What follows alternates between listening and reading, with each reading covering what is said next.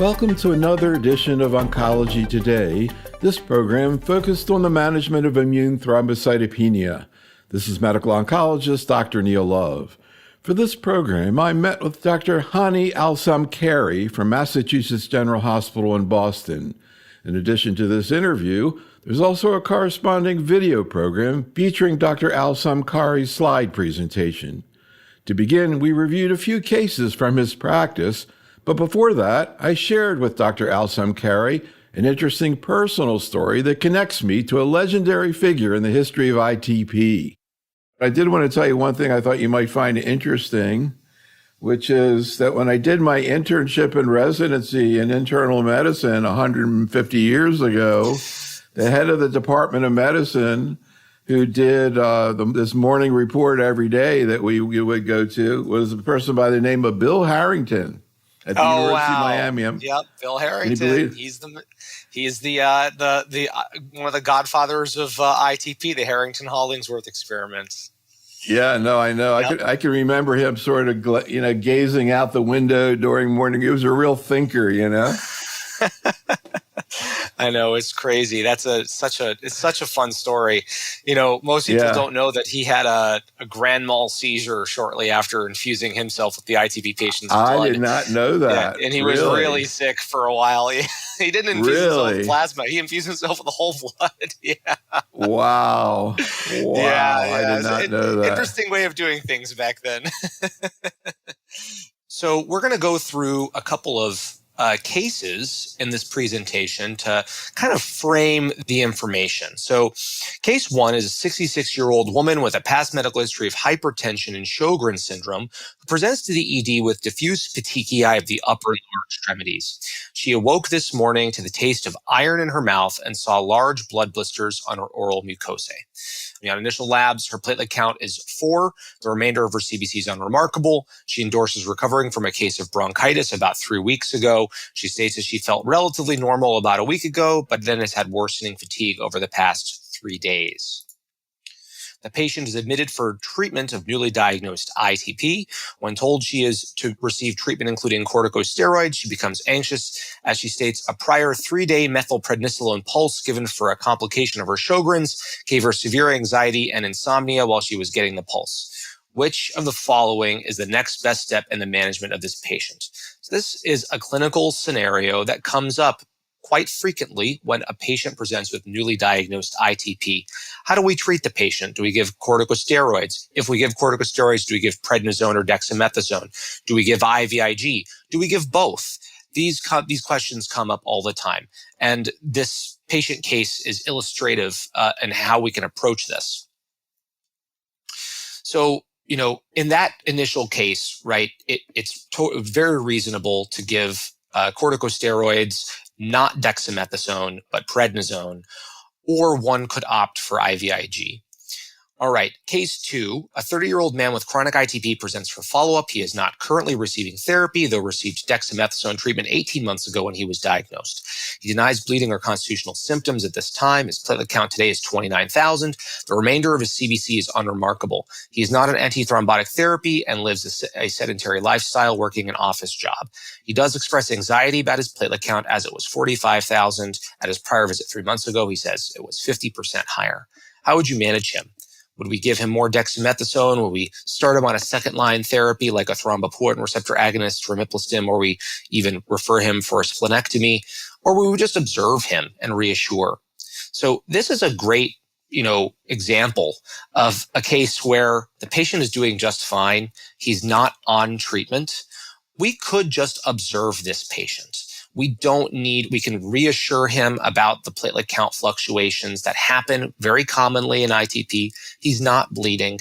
Yeah, his platelet count's 29,000. It's less than 30,000, but he's a young person. He has no substantial comorbidities. He would be just fine with observation. And I just have this slide again to remind us that we don't want the treatment to be worse than the disease. So all of those treatments are associated with some potential side effects, some with financial toxicity, some with, psychosocial issues. So we don't want to worsen any of that if we don't have to. So the patient does well with reassurance for the next 2 years at platelet counts ranging between 25 and 50,000 without therapy. Now he calls the office because he noted some new, if minor, petechiae in his legs, got over a bad head cold 2 weeks ago, found to have a platelet count of 15,000. Which the following would we do now? All right, so we could start him on prednisone and admit him, or we could consider, again, a host of second-line therapies. So after discussion of the patient's treatment options, he prefers an oral TPORA. His insurance prefers L-Trombopag, and oftentimes, right, the payer is the one that makes the decision in the United States, not necessarily the case in other countries, but that's often the case. He's prescribed L-Trombopag. He agrees to adhere to the necessary dietary restrictions on L-Trombopag. He promptly recovers his platelet count and maintains it at goal 100 to 200,000 range. LFT monitoring shows no abnormalities. He does well on oral L-Trombopag for many years. So case 3, a 65-year-old woman with chronic ITP presents for follow-up. Her platelet count today is 11,000. She has scattered petechiae on her legs. She's had ITP for over a decade, and during that time has received multiple courses of steroids and IVIG. She has received 2 TPORAs. Previously, she's received rituximab. She hasn't had a splenectomy yet, but she is extremely resistant to this option. She does not want surgery. She does not want her spleen to be removed. She still responds to steroids and IVIG, but the duration to both is short-lived. So what is the next step what's the next step you would use to manage this patient? Would you begin chronic prednisone to try to keep her platelet count greater than 30,000? Give IVIG, say, reassure her, her bleeding is mild, refer her for splenectomy, even though that she's not interested in that, or refer her for a clinical trial of an investigational agent. I hope you would think to do the last, right? We don't want to put patients on chronic steroids. IVIG chronically is really a end of the line treatment option when there's really no other option. We can think about that, but that's obviously, difficult for the patient and problematic and costly. We can't just send a patient who's bleeding home and reassure her and observe. That's not acceptable. The bleeding is mild now, but it might not be mild next week. The patient doesn't want a splenectomy. So, and this is, again, not all that uncommon. Another variant of this case could be a patient who's already had the splenectomy and relapsed. And this patient probably would have a less than 50% chance of responding to splenectomy based on the new modern data that I showed you. So I want to kind of get into some of the things you see in second opinion when you see cases and how you see people getting managed in the community. But first, I wanted to ask you a little bit about the eye and ITP. And I'm curious what your vision is for the autoimmune issues that come up in CLL, including thrombocytopenia, and how you contrast that to a typical, quote, ITP. Yeah, that's a great question. I have very little doubt in my mind that ITP is really multiple different diseases that have each, a different dominant aspect of their pathophysiology, and that we, in our very simplistic evaluation of a CBC, are seeing low platelets and saying this person has ITP. We recognize, I'll give you another example. We recognize that patients with certain inborn errors of immunity, patients who have congenital immunodeficiencies, those patients will present with bad ITP just like anybody else can develop idiopathic ITP, or a patient with CLL can develop ITP as secondary. It's quite often the case that using T-cell directed therapies is what gets those patients into a remission, using things off-label like mycophenolate mofetil or, azathioprine, for example. It's these details that I hope my vision is I hope we are able to really understand more about each individual patient over the next decade, next 2 decades, so that we're not just picking drugs based on their toxicity profiles and, how the mode of administration and things like this, but rather are picking treatments based on the patient's underlying, sort of autoimmune phenotype, that's really happening. CLL is a great example. I mean, it's a malignant clone-induced immune dysregulation, which is quite different than, say, a patient that has quote unquote idiopathic or primary ITP, in that immune modulation may be much more effective in a CLL patient than could be in just a garden variety ITP, primary ITP, where they respond much better to a thrombopoietin receptor agonist. The reasons for that at the, really nitty gritty pathophysiologic level, we don't know, but it's something that we hope to understand more about. So, because I know one of the issues that comes up in CLL, and I'm not sure if it comes up anywhere else, but is the issue of whether to use, typical sort of ITP type approaches, corticosteroids or rituximab, or to try to treat the underlying disease, not just with ibrutinib, but you could use venetoclax. It's Absolutely. Theoretically. So, and I guess in other situations, you don't really know the etiology, but you had your patient with Sjögren's, for example, but I don't know if there's really a treatment for that. So, for example, with CLL, just again, I'm curious, how do you determine whether or not to treat the disease or the thrombocytopenia or anemia?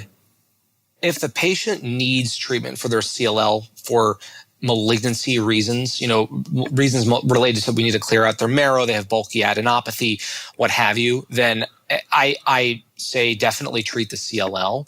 If the person's CLL is just kind of in the background and it's there and they develop ITP, then I specifically will treat the ITP with typical ITP directed therapies. We will use corticosteroids, we'll use, rituximab, obviously, which will also treat the CLL.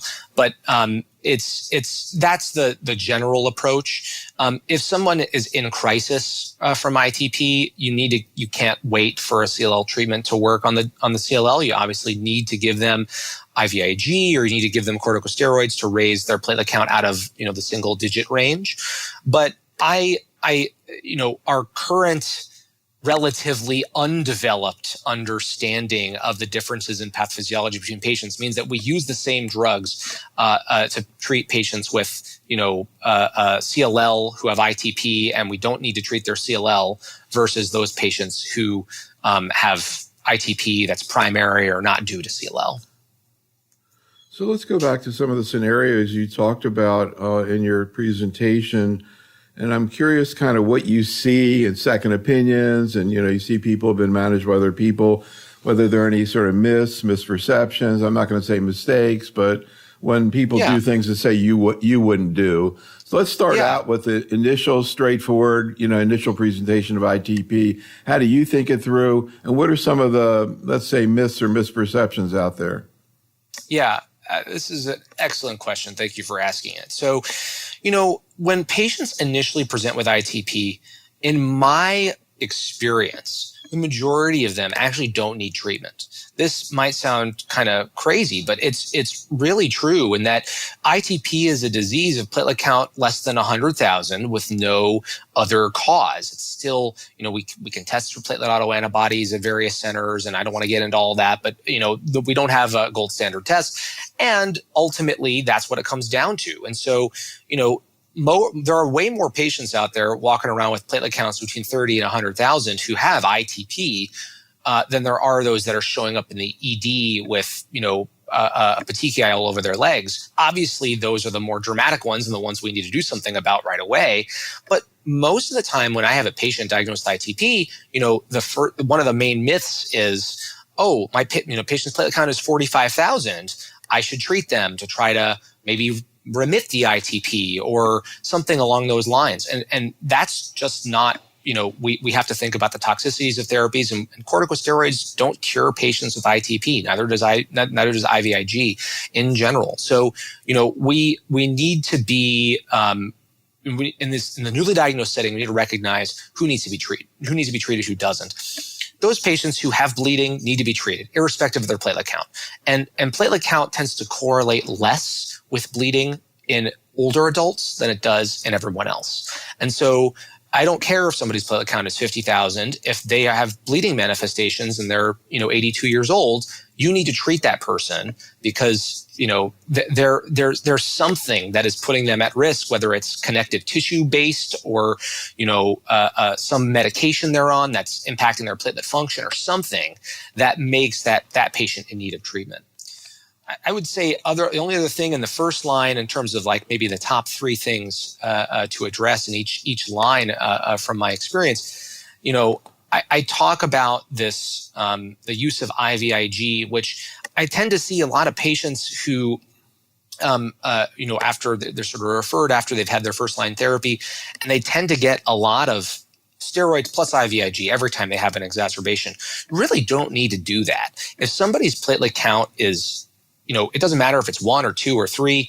If they're not having any sort of significant bleeding and they have no history of significant bleeding, I'm talking about GI bleeding, brain bleeding, they don't have other clear risk factors for bleeding, you don't need to give them IVIG. Giving them IVIG it's not pleasant for the patient in many circumstances, and it's costly, and we have IVIG shortages every now and again. Steroids will do for them. So it's interesting that a lot of these patients, sort of the ITP goes away. It's a temporary phenomenon. Any thoughts about why? Do you think these are post-infectious, or what's going on? Yeah, excellent question. It goes down to the underlying pathophysiology piece that we don't fully understand. But at the same time, we do know that for adults, approximately 20 to 30% of those patients will not progress to chronic disease, which is one of the main reasons why we don't splenectomize patients in the first year. We really advise against it, except in those extraordinarily rare emergency situations. We are calling a lot of things ITP. This is the issue, right? So if you mentioned post-infectious, it's very common for viruses, herpes viruses, respiratory viruses. Viruses can cause a bone marrow suppression. They can cause a shorter term drop in the platelet count. Very common. We actually published some data showing that, COVID vaccination can cause platelet autoantibody titers to rise temporarily, and then they come down. So, it's really our simplistic understanding. Hopefully in the future, we'll be able to say this person just has infectious ITP, it will go away, or this person has a temporary ITP that will go away, and modify our treatment accordingly, and recognize those patients who are not like that. But yes, it's because we bucket everything into this one diagnosis. Can you talk a little bit about second-line therapy, and again, some of the mistakes or myths you see in the community? Yeah. So with second-line therapy, I think the most common thing I see, and patients referred to me for second opinion, or patients who self-refer, is that the failure is declared before complete uptitration of the agent. So it's very common that a patient doesn't respond to 3 micrograms per kilogram of rimiplostim, or they don't respond to 4.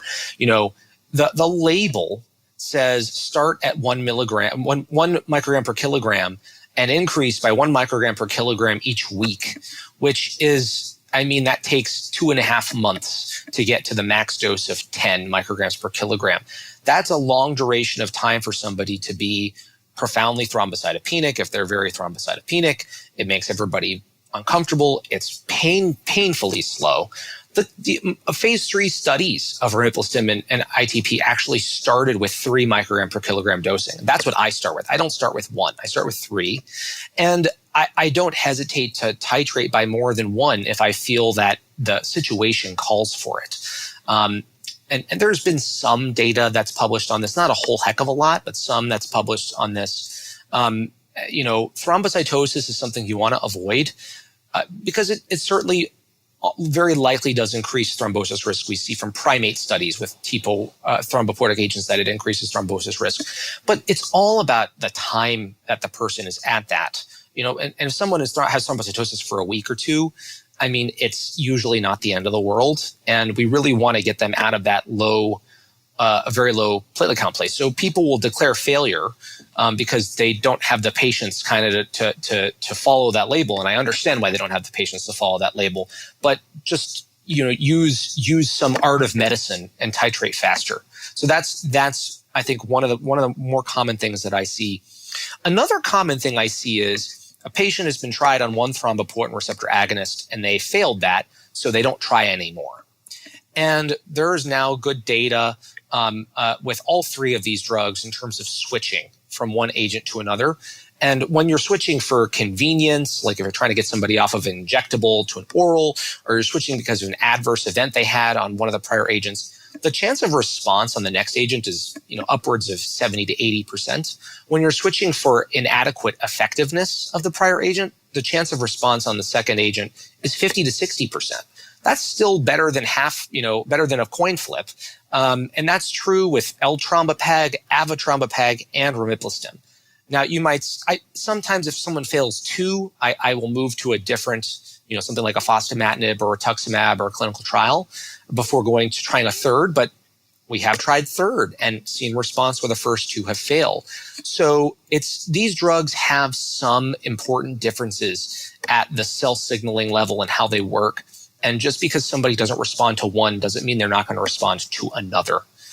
The third thing I would say is we've really moved away from rituximab in the post-COVID era due to concerns for reduction in immunity without a likely improvement in long-term remission rate, right? So ianalumab could be it's viewed in a different light because we want to potentially put people into remission with that drug. That's the idea there.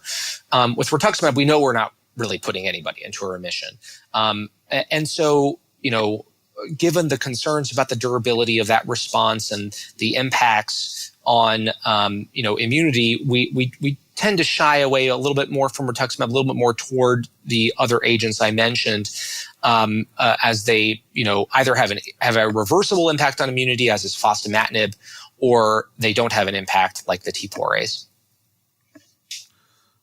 Just out of curiosity, have other CD20 agents like obinutuzumab been looked at also? No, so that's a good question. I do not believe obinutuzumab has been looked at. I think there have been some cases with ofatumumab, but this is not something it's a great question. It's not something that has been, looked at in any sort of formal sense to see if other CD20 antibodies are as effective as rituximab or more effective. Any other issues you see, any pearls that you bring up to your fellows about this that we haven't talked about? Yes. So we talk a lot about bleeding in ITP, but I think it's important to remember the non-bleeding symptoms. And I had a little bit at the beginning of my presentation about this. Patients can have anxiety around their platelet count, which, we don't want to necessarily treat with ITP-directed therapies, right? We want to treat that with counseling, and sometimes takes time, right? And people can just be very nervous and they read horror stories online and various things. But we connect them with, like, for example, the PDSA, Platelet Disorder Support Association, and there are patient advocacy groups that patients can meet other people with their disease and be reassured, and just to remind them that we have at baseline, we have many more platelets than we need to prevent bleeding. And patients with ITP, their platelets are typically big and, more active than average platelets. So, we look at the mean platelet volume, which is much increased in patients with ITP, such that a patient with ITP has a platelet count of 20,000 really has an effective platelet count of 30 to 40,000. And so that it's different than other causes of thrombocytopenia. I teach my fellows this. I instruct patients. I like to show them pictures of their blood smears, and I show them a normal platelet on someone else's smear, and I show them their huge platelets. That can really be illustrative to help people understand. It takes a minute, and the person's understanding of their disease is changed forever. So I think that's an important piece, an important a couple pearls. I would also tell people, don't forget about fatigue and constitutional symptoms with ITP. So fatigue is the second most common symptom reported in ITP outside of bleeding. And in the newly diagnosed setting, ITP is a systemic autoimmune disease. Just like other systemic autoimmune diseases, there is some aspect of that problematic immune response, cytokine release and such, that's leading these patients to have fatigue. It's real. Some patients know their platelet count has dropped because they develop overwhelming fatigue much before they develop any bleeding symptoms. So I think this is something I just want to remind people of, and you're not going to know about it if you don't ask about it in most cases. And in rare cases, it can be an indication to treat the patient because the fatigue can be so debilitating. And when their platelet count comes up, that patient may notice dramatic improvements in their fatigue. So that's rare, but something to think about. That is really interesting. Do you see other autoimmune issues, nephritis, et cetera? Yeah, you mean in patients who have ITP? Yeah. Yeah, I mean, ITP or autoimmunity begets autoimmunity. So the most common other autoimmune problem we see is thyroiditis, is hypothyroidism, Hashimoto's.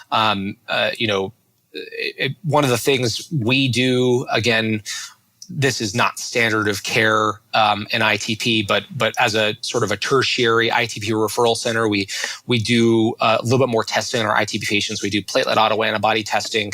We do various other autoantibodies. We look at ANA. We look at anti-thyroid peroxidase antibody, and it's all to understand a gestalt, because if somebody has a sort of autoimmune phenotype, it pushes us more towards saying this patient has ITP versus this patient doesn't. Maybe we need to do a bone marrow biopsy because they're 67 years old and maybe they have MDS. So it's something, that's something we think about. And so thyroid disease is very common in terms of a comorbid. Patients can also have type 1 diabetes. Certainly ITP can be secondary to systemic collagen vascular diseases like lupus and Sjogren's, as was the case in the first case that I presented. So yeah, I mean, it's quite a bit more common. And one of the most common questions we get is, Doc, why did this happen? Why did I get this? I don't want this. Why did I get this? And just thinking about my gestalt, majority 60, 70% of the time, the patient has either a personal history of autoimmunity or a family history of autoimmunity. And, I'm able to help them understand that it's sort of bad luck in combination with genetics and probably some trigger like a viral infection that they may or may not have noticed. I'm curious how many times a year you have a patient go for splenectomy, and what do you see under your hands when you use it? Does it work? Yeah, rarely. I said before, I like spleens. They're useful. Patients with ITP have thrombosis risk at baseline. And when we take out their spleens, it's just awful to have a mesenteric thrombosis in an ITP patient, especially a young ITP patient. It's not that uncommon. Nowadays, I really seriously think about or refer a patient for splenectomy maybe once or twice a year. It's very rare. And most of the time, they don't end up getting the splenectomy. It's just a discussion with the surgeon. And they end up enrolling on a clinical trial instead. Or we try a salvage therapy, things like azathioprine and mycophenolate and, some of these off-label immunosuppressives, which, have a real response rate in patients. It's low, and these patients have seen all the other approved therapies, but most people will prefer to cycle through those things because we know, right, from the data up front, the modern splenectomy data, that, it's less than a 50% likelihood in a heavily pretreated patient. That's rough. It's tough to say, you have, this is a less than 50% chance of this working. It's a surgery. It has all these complication risks, including thrombosis, and the chances are more likely that you're just going to end up where you are now, except in slightly worse shape. So I think it's just become a lot less attractive to people. But it is, I want to emphasize, it is an acceptable treatment option. It is still occasionally done. And sometimes you have patients say, look, I'm done with all these meds. They get side effects from the meds. They don't want to take meds. They understand they don't have a 100% chance of splenectomy working, but they want to take the chance. And again, that's part of the shared decision-making piece. This concludes our program. Special thanks to Dr. Al-Samkari, and thank you for listening. This is Dr. Neil Love for Oncology Today.